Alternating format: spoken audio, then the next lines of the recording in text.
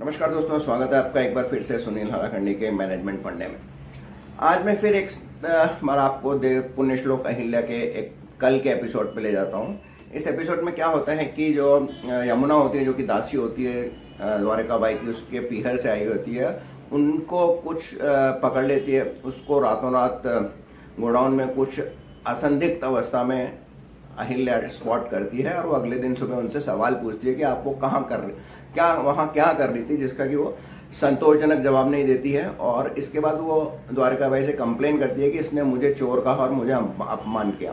अब अगले दिन वट वृक्ष की जब पूजा होने के बाद जब ये विषय द्वारकाबाई गौतमा के सामने उठाती है और वो वहाँ पर डांटने लगती है अहिल्या को और उसे सजा देने की बात करती है, तो वहाँ पर उसको बहुत ही रौद्र रूप में आकर गौतमा उसको रोक देती है। यानी कि वो वहाँ पर उसे द्वारकाबाई को उससे आगे बात बढ़ाने नहीं देती है। और उसके बाद वो जो बाकी सारे परिवार के लोग होते हैं उनको वहाँ से जाने की, उसके परिवार के बाहर के जो लोग होते हैं उनको वहाँ से जाने के बाद कहती है। तो ये देखिए आप, छोटी सी क्लिपिंग में है, फिर उसके बाद आगे बात। अहिल्या, तुम्हें तो हम अभी सबके द्वारकाबाई साहेब, बस। इस परिवार की औरतों को छोड़कर बाकी सब यहाँ से जा सकती है। आप जाकर अपना काम कीजिए।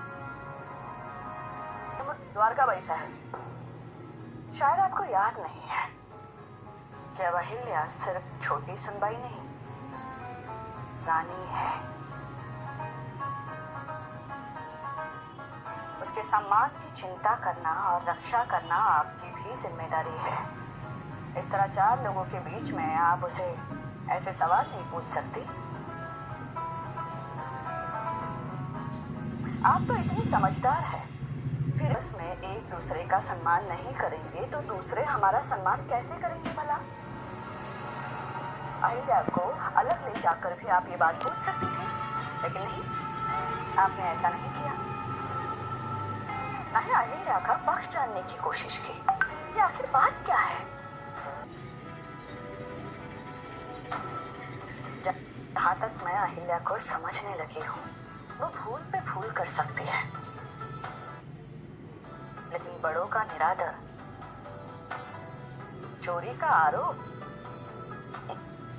मुझे तो बिल्कुल विश्वास नहीं होता। लेकिन अक्का साहब का भाई साहब, यमुना बाई का क्या है? उसे तो तिल का ताड़ बनाने की आदत है। ये तो आप क्लिपिंग में आपने देखा होगा कि उसने किस तरह से उनको कहा, इंक्लूडिंग गौतमा को, जो यमुना है उसको भी कहा जाने के लिए, जो कि वहाँ रुक गई थी। वो अपने आप को ज़्यादा समझ बैठी थी, अपनी औकात से ज़्यादा वो कर रही थी। जो उसका रोल था, वो एक दासी थी और वो अपने आप को परिवार का सदस्य समझ बैठी थी। और वो समझती थी कि उसकी भी उतनी ही इम्पोर्टेंस है जितनी कि रानी की होगी। तो यहाँ पे जो गौतमा है वो बहुत स्पष्ट रूप से क्लियर कर देती है कि जो अहिल्या है वो केवल छोटी सुनबाई नहीं है, वो उस घर की बहू है और होने वाली रानी है। अतः उसको उतना ही सम्मान दिया जाना चाहिए जितना कि आप दूसरों से जितना कि एक रानी को दिया जाता है या आप दूसरों से एक्सपेक्ट करते हैं। इसके बाद वो उसको बताती है कि आपको इतने लोगों के बीच में उसको सजा देने का कोई हक नहीं बनता और बहुत गलत है। और उसको बहुत ही स्पष्ट शब्दों में कहती है कि ये रिपीट नहीं होना चाहिए, यानी कि एक बॉस की भूमिका में रहती है। और मुझे लगता है कि द्वारकाबाई गौतमा बहुत ही फास्ट लर्नर थी। ये रोल हमने पहले मल्हार राव का देखा था कि जब वो अहिल्या का पक्ष लेते हैं और बहुत स्पष्ट आदेश देते हैं कि ऐसा होना चाहिए या ऐसा नहीं होना चाहिए। तो गौतमा एक बहुत फास्ट लर्नर है, आपको भी उसके तरह बहुत फास्ट लर्नर होना चाहिए। और इसके बाद वो गौतमा इनको द्वारकाबाई को ये भी समझाती है कि आपने एक तो दूसरे का सम्मान करना चाहिए, और जब टॉप मैनेजमेंट की टीम एक तरह से अगर मिलके नहीं रहेगी और इस तरह से दूसरे के सामने एक जूनियर का अपमान करेंगे तो वो अच्छी बात नहीं है। और इसके अलावा वो ये भी कहती है कि आपने जहाँ तक उनका जो अध्ययन है अहिल्या के बारे में, यानी अपने सबॉर्डिनेट के बारे में, वो ये है कि वो एक सम्मान करने वाली है और बड़ों को कभी भी अपमानित नहीं कर सकती। तो ये पॉइंट आपने इतना कॉग्निशन, जब आपने रिपोर्ट उनकी जो शिकायत सुनी तो उसमें इस बात का नहीं लिया और आपने उसका पक्ष भी नहीं जाना, यानी कि आपने एक तरफा यमुना की कंप्लेंट पर आपने एक्शन ले लिया, तो ये भी गलत है। ऐसा भी नहीं होना चाहिए। और आप तो ये भी जानती हैं कि जो कंप्लेनेंट है, जो यमुना है, वो बात का बतंगड़ बनाती है, तिल का ताड़ बना देती है, तो उस बात का भी आपको ध्यान रखना चाहिए था।